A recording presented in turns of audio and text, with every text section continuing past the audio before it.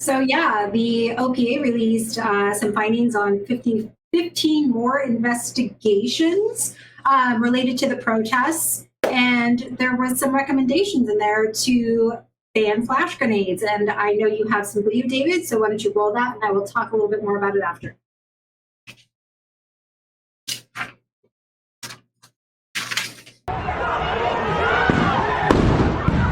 One just went off about 10 feet away from me.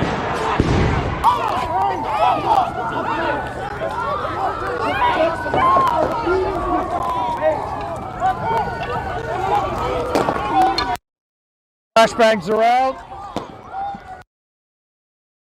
Out.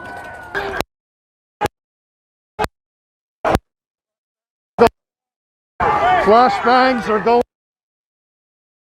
Fireworks going off. Oh, it's spicy.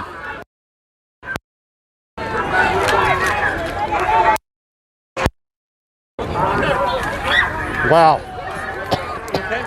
Yeah. Ears, my bells were on. Don't run, don't run. Fuck me. God damn it.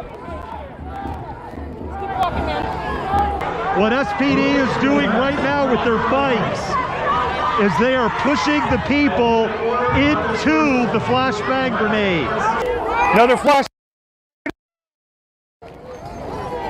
Right? They are pushing us into the line of fire. Pepper sprays out, pepper sprays out. Flashbangs are out.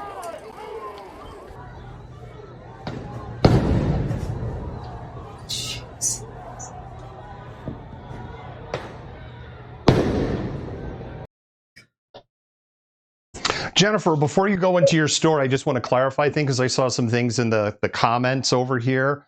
So in the areas where sound is lost in the video, the sound is so loud that what's happening is essentially a microphone is picking up a voltage signal. I know I'm getting a little pedantic and technical and condescending, and I'm sorry. And if that voltage signal, because the sound is so loud, exceeds a certain voltage, it will destroy the circuitry of the recording device.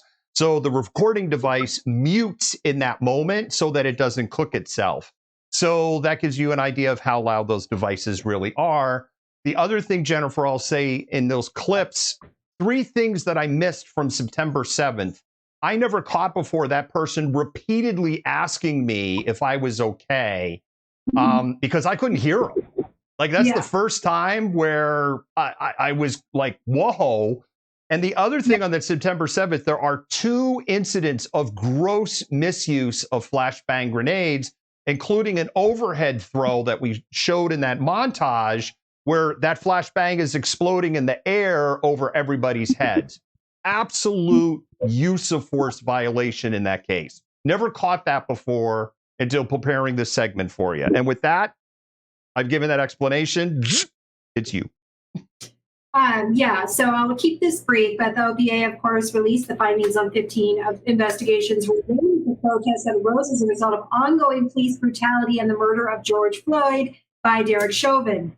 These reports recommend a total ban on blast balls or flash grenades for crowd control, along with a recommendation of disciplinary action for at least 1 officer and additional training for 7 more. Several reports also document injuries sustained by protesters as a result of these flashbang grenades, including at least 1 serious injury caught on video that prompted OPA to make its recommendation. So the last time a blast ball was used by SPD was during the sweep of Cal Anderson Park and caught on camera during a live stream by Converge Media. This was back in December of 2020. The officer recommended to receive disciplinary action was involved in an incident on August 12, 2020, whereby they drove an unmarked police car aggressively towards a group of protesters near Cal Anderson Park, which was caught on at least 2 videos.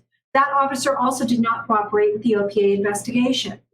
There's also a new case being opened as a result of these investigations regarding an arrest made on June 8, 2020, without probable cause. And if you want to know more about the reports and their findings, there is a story up on our website.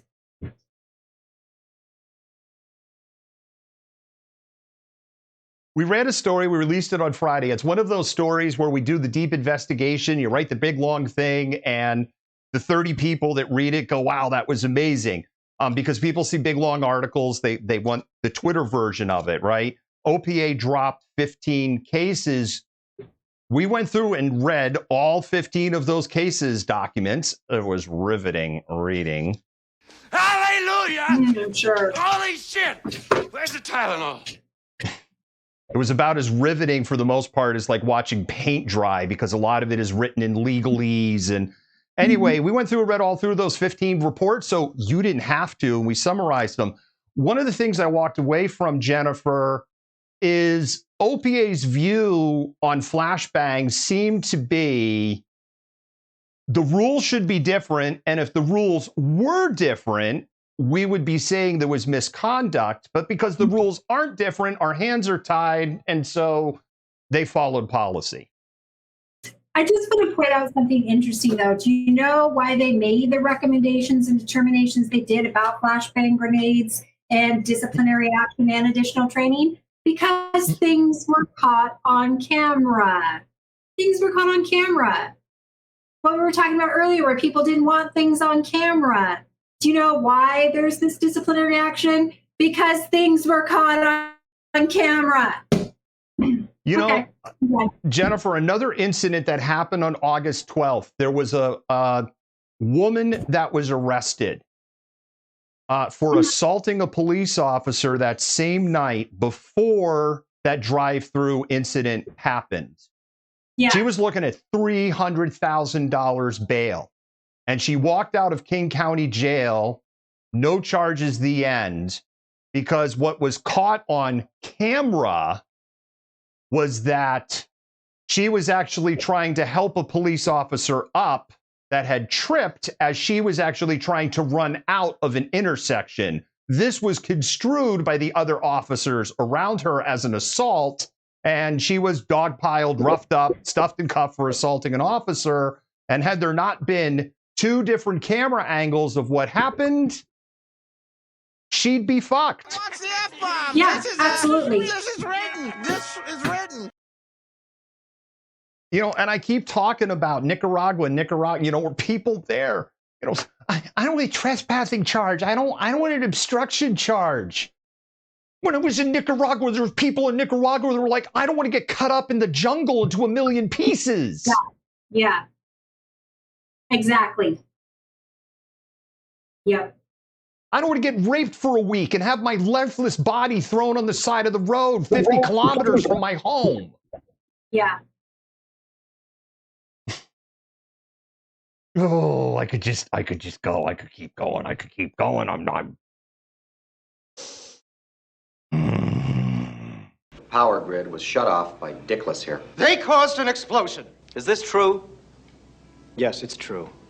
This man has no dick. All right, Jennifer.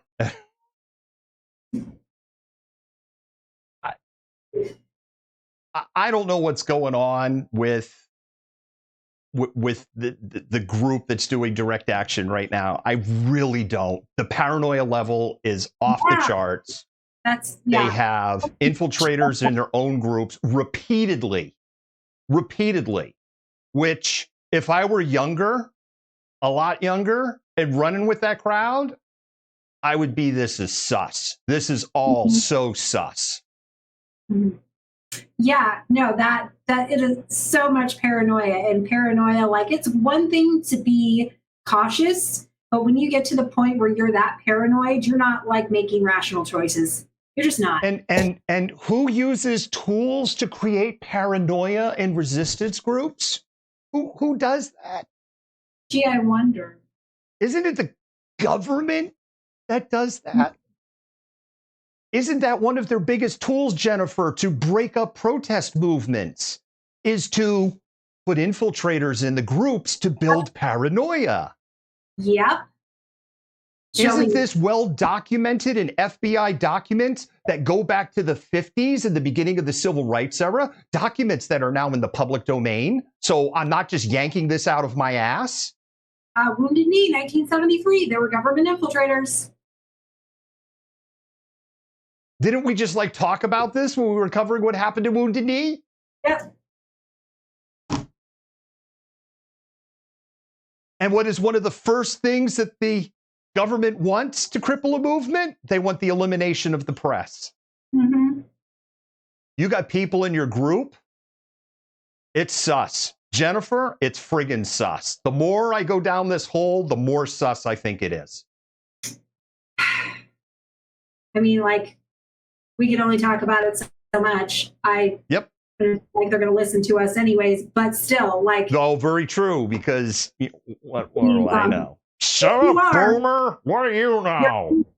I ain't a boomer. I don't know who you're talking to. Like, no, you guys are being stupid. Make better choices. I say that as both a mother and a history teacher, like a teacher of history, including 20th century history through protest movements. You're being dumb. Stop it. The Haymarket Rebellion? Oh, we said we weren't going to talk about that tonight. Okay.